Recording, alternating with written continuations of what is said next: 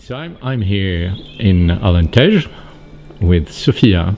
Hi, my name is Sofia Uva, and we are wine producers in Alentejo.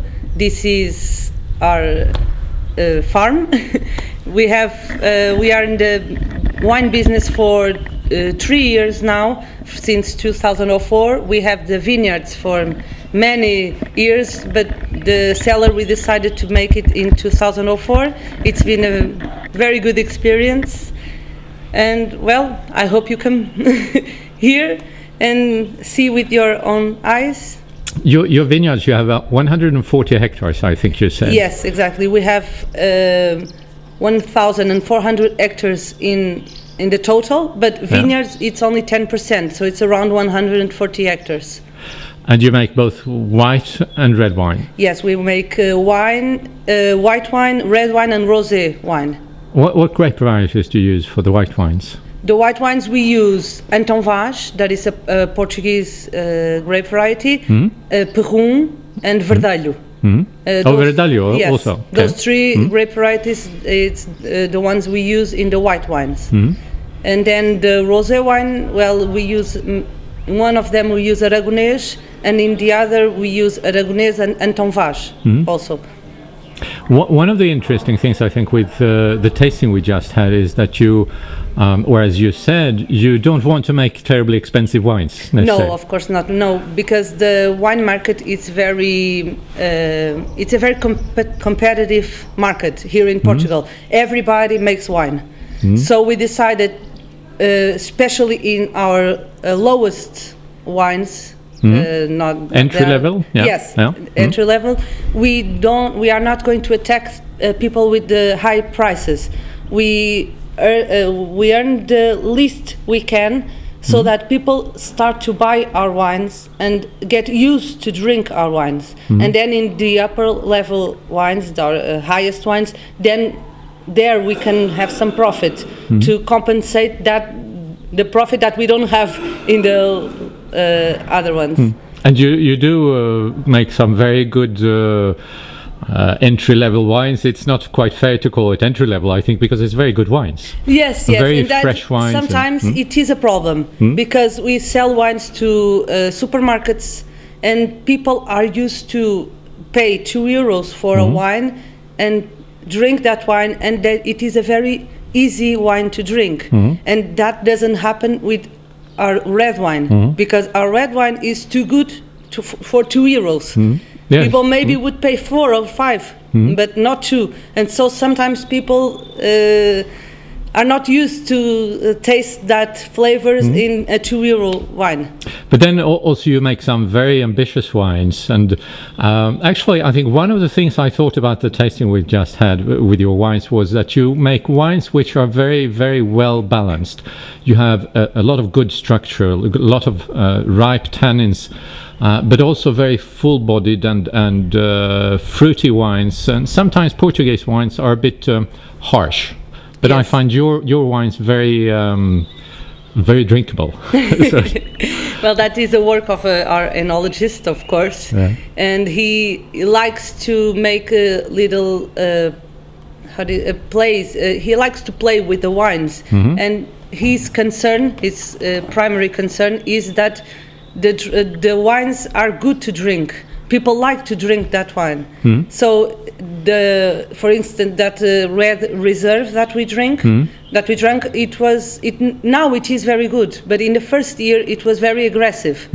So we have to maybe sacrifice 1 or 2 years in each bottle, so that it became the wine that we want. So we don't add anything on the wine just to make it easier to drink on the moment. We prefer to wait 1 or 2 years, and then the wine will be good in his own time. And then you make 2 very special wines, special cuvées, if you want to call it. You have one which is called Uvas Castas. Yes. Which is, we have it here with the unusual label. This one. Yes, the one in the middle. Tell us what that is. It's a very unusual wine. We have wine here in Portugal that is a mixture of 2 regions. And picking that concept, we decided to make a wine of 2 regions also. it is not not allowed. Well, it is allowed by law. We just can't write a vinho regional alentejano, but it is allowed. It's not forbidden. And we decided we had a chance. That is my grandmother. Well, your grandmother, yes, your grandmother has a farm in Douro, a small farm, and they have very good grapes and very good vineyards, very old also. So we decided to, well, why won't we buy some grapes from her and mix it with Alentejo grapes and make something new? And that was a little thing that our enologist thought it would be a very good idea, and it has been a very good idea because it is 50% Douro grapes and 50% Alentejo grapes. And we picked them, we went there, we picked them, and then we brought them by night, and everything was made here in our cellar in Alentejo. The fermentation, everything was made here. Very unusual and very interesting.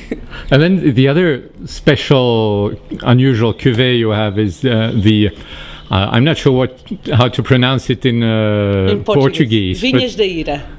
Vinhos da Ira, which is a literal reference to the book Grapes of Wrath. Exactly, from John Why Steinbeck. Grapes of Wrath?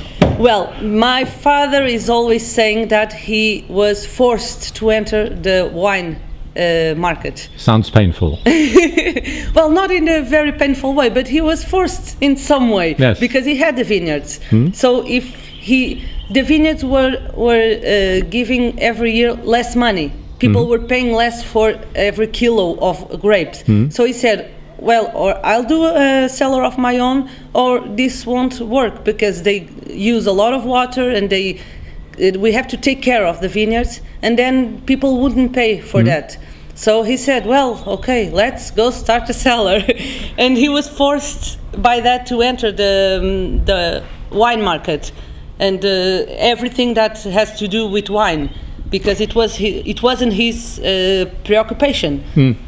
But also, it's very unusual because of the way it's been grown. If I remember. The vineyards. You have grapes which are exactly the vineyard is divided in sectors, and there is one sector that is the 25th that is called in Portuguese Talhão 25, and it is.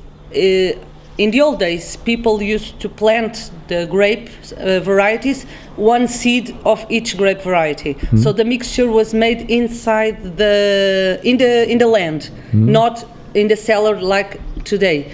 So that's what happened in that small space of vineyard. So you don't know which grape varieties we you have. We don't know really. exactly which grape varieties are there. We just know that all that arrangement gives a very good wine.